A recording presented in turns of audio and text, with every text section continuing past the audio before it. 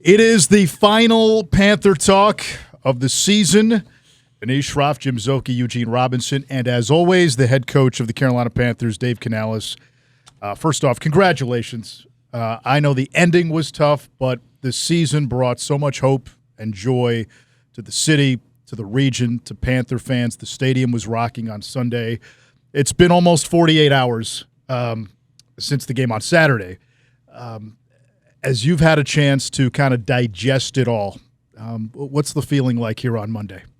The first feeling I have is thinking about when we first came, as a staff, put our heads together about, what was in front of us and what we wanted to accomplish. And what came out of that was we want to build a brand of football that our Panthers fans can be proud of, that we can be proud of. The quality of ball, the effort, the play style's got to be just right. We owe it to the sport.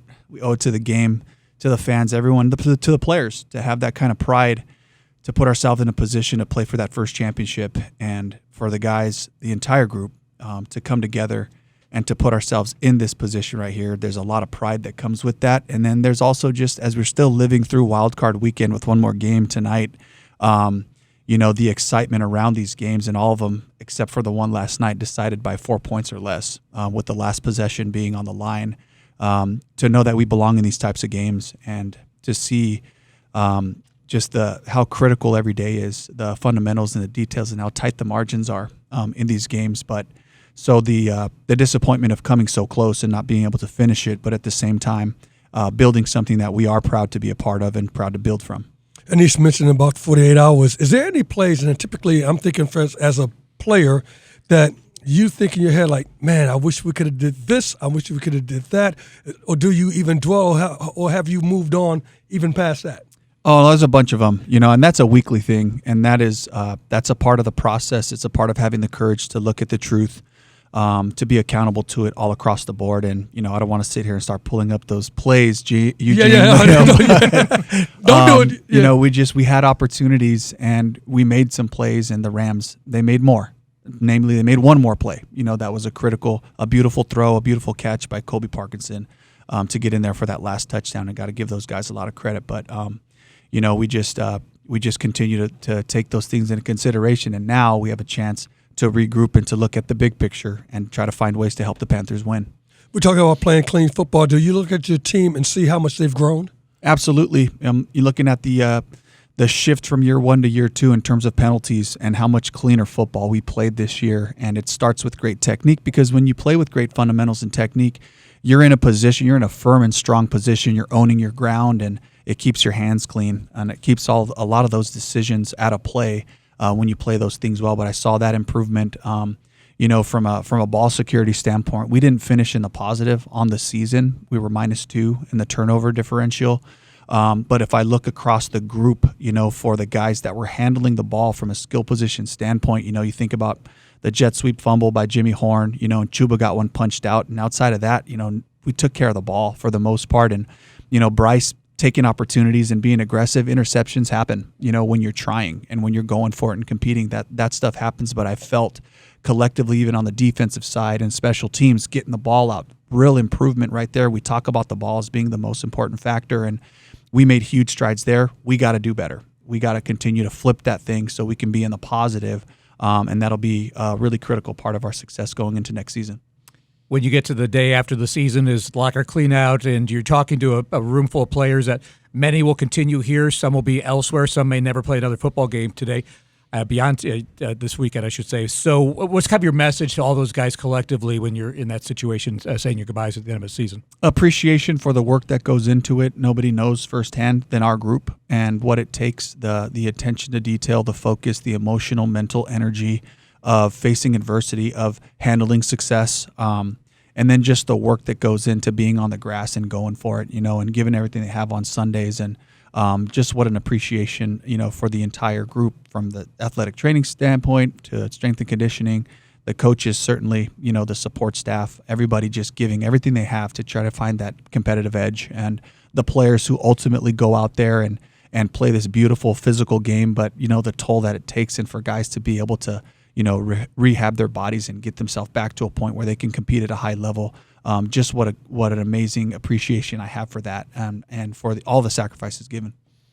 Saturday looked and felt like a celebration of this town, this area becoming a Panther city again, and you can feel it everywhere you go. My dad's telling me he's wearing his Panther stuff around. People are honking and waving. It's that feeling again, and you see the power of sports and community.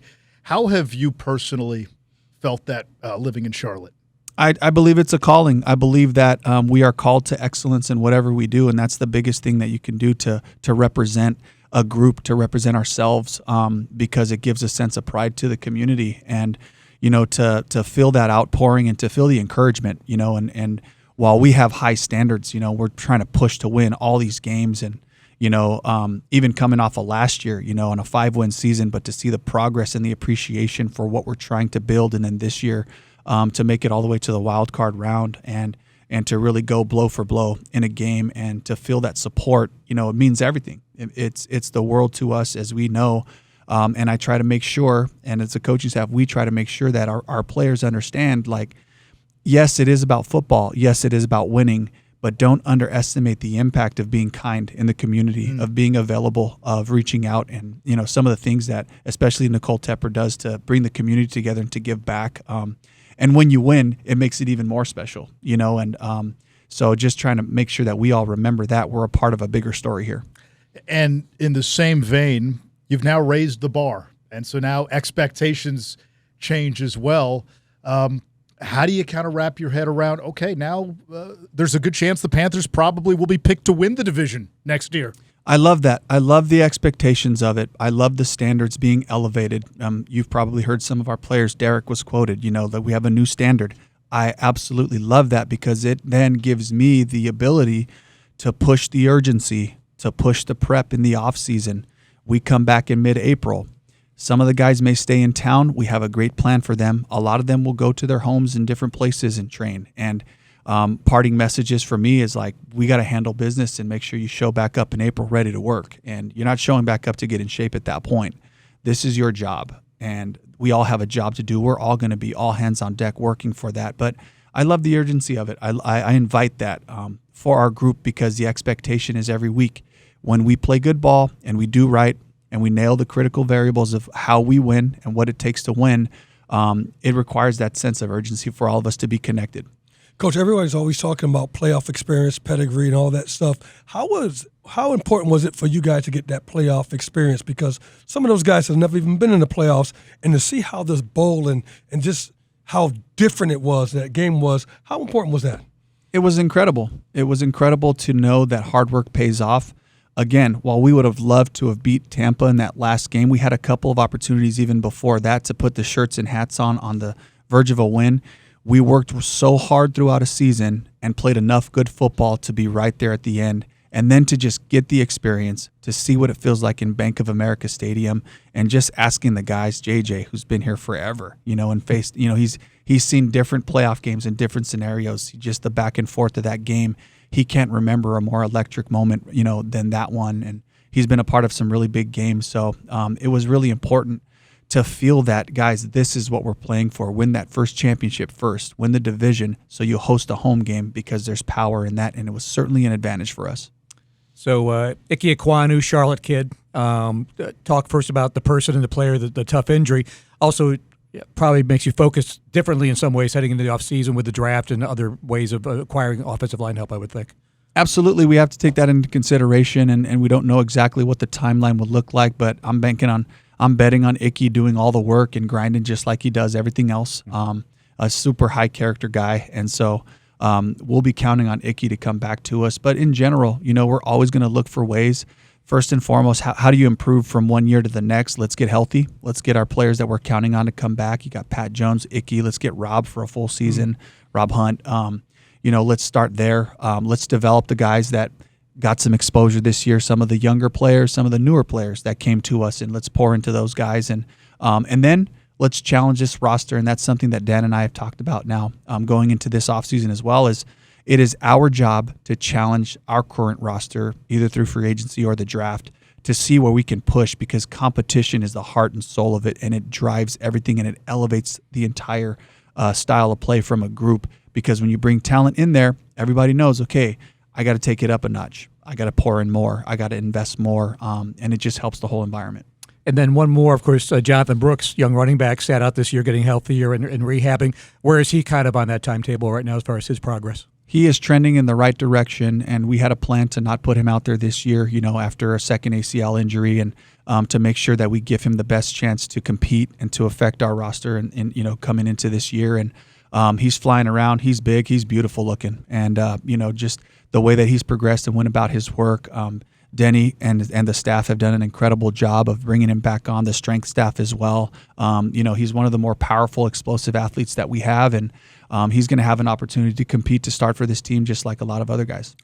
And, Coach, finally, Bryce Young, where did he make the most strides this year, and what are your expectations for him now going into year 4? Yeah, the biggest thing I would say is just his involvement and the interactions between Brad and myself and Will, the quarterback's coach. Just his understanding of what we're trying to accomplish, and then his feedback is so critical for us. It is so important because all we talk about is making sure that our schemes, our concepts fit Bryce where he's the most confident and able to do those things, and the work that he's put in, the time on task with our wide receivers and tight ends, to fine-tune some of the pass game. But then as he sees it and understands it, he's like, hey, can we put this guy here? Hey, can we move this split out to this one? Can we do this formation? Hey, I saw this one. And that feedback is so valuable for us as we set the foundation of what we're doing, but fine-tuning it in a way that Bryce is confident and comfortable with, on that. And then the second part of it is just operating at the line of scrimmage and using his tools.